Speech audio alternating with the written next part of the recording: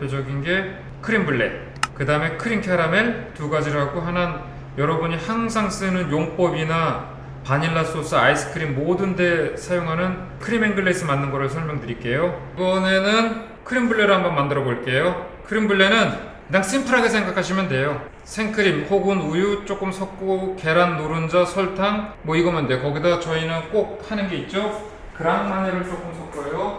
디저트에서는 아마 제일 많이 쓰는 리큐르는 그랑마니예요. 예, 그럼 이건 간단한 거니까 바로 만들어 보여드릴게요. 생크림을 있죠. 그리고 반은 생크림에 넣고 설탕, 반은 여기다 넣으세요. 이것도 한 60도 정도까지만 하면 돼요. 50도에서 60도요. 처음부터 넣으세요. 바닐라 비는. 다 조금씩 틀려요. 근데 제일 괜찮았던 때는 제가 봤을 땐 르설크라는 데예요. 거기는 미슐링 3스타까지 갔을 거예요. 그리고 노란자랑 설탕 항상 섞어 주셔야 돼요. 그러니까 50도, 60도면 충분해요. 이건 앵글레이스 만드는 거 아니에요. 온도 높이지 않아요. 예, 60도 됐어요. 섞어만 주면 돼요. 그랑마니 조금 넣을게요. 이거 상당히 좋아하시는 분들이 계신데 이게 접하기가 쉽지 않아요. 외국에서는 디저트 할 때 크림 블레는 웬만하면 있는데 한국은 이거 웬만하면 있질 않아요. 근데 이게 먹으면 맛있는데 이 계란에 설탕 들어갔다는 상상을 해서 그런지 그래도 드셔보신 분들은 상당히 좋아하세요. 여기다 부을게요.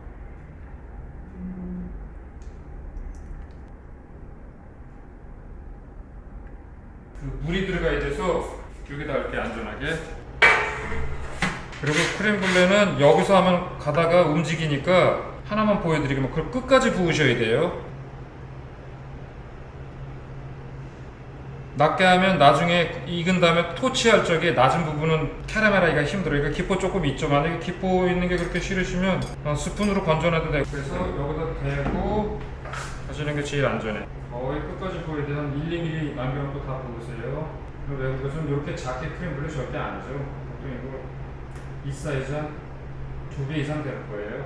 그리고 이거는 물을 부어주셔야 돼요. 물을 안 부어주시면 빨리 익어서 겉만 먼저 익어요. 그리고 뭐 어떤 사람은 미지근한 물 붓는 사람, 뜨거운 물 붓는 사람도 있는데 큰 의미는 없고 하여튼 제가 봤을 땐 물 온도는 그렇게 중요치 않아요. 근데 보통 찬물보다는 미지근하거나 그런 게 더 낫죠. 일단 15분에서 20분 하면서 확인해 볼게요.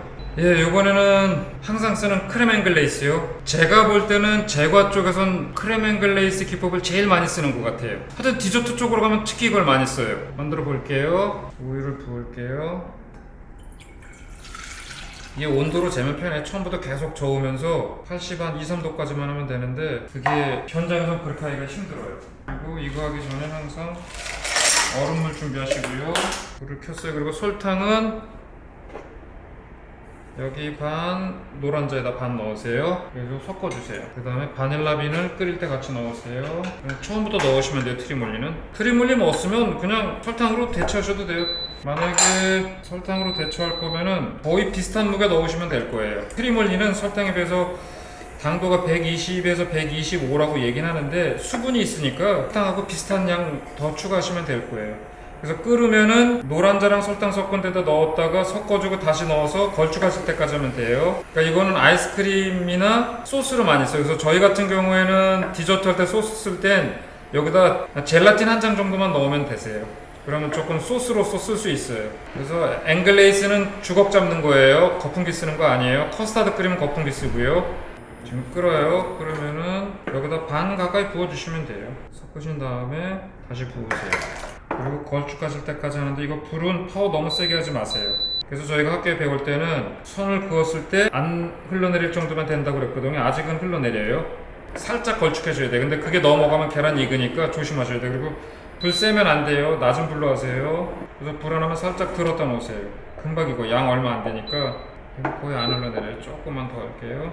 그만하고 살짝 자체적으로 저절로 살짝 걸쭉해져요. 느낌이 금방 와요. 걸쭉해지니까. 베인머리라 그래요. 얼음 넣고 그릇 넣으시고 이거 눌러주거나 그러시면 안 돼요. 이렇게 되면 앵글레이스가 된 거예요. 그래서 여러분이 소스로 쓰려면 이건 약간 묽으니까 젤라틴 한 장 정도만 넣으면 충분히 돼요.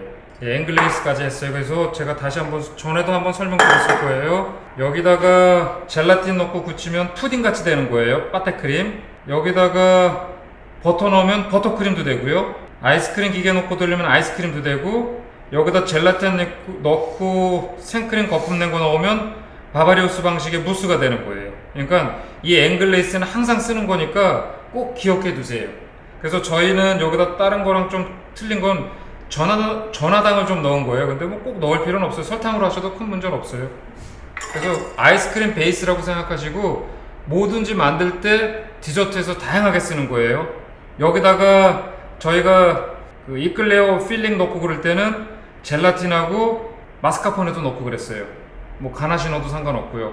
생크림을 넣으면 가나시가 되고 앵글레이스에다 초콜릿을 녹여주게 되면 그건 그냥 크림이에요. 그게 빠따크림 되는 거예요. 초콜릿 크림 그냥. 그러면은 가나시랑 다르게 앵글레이스랑 초콜릿 넣어서 녹였다고 생각하시면 돼요. 예, 그리고 다양한 건 다시 가르쳐 드리겠습니다. 예, 이거 크림블레 캐러멜 하는 거는 자꾸 해보셔야 됩니다. 그래도 좀 적게 하세요. 괜히 하면은 고칠 수가 없어요. 만약에 그게 문제가 되면 다시 만드세요. 캐러멜 하는 거 버릴 거 생각하고 하나 더 하세요.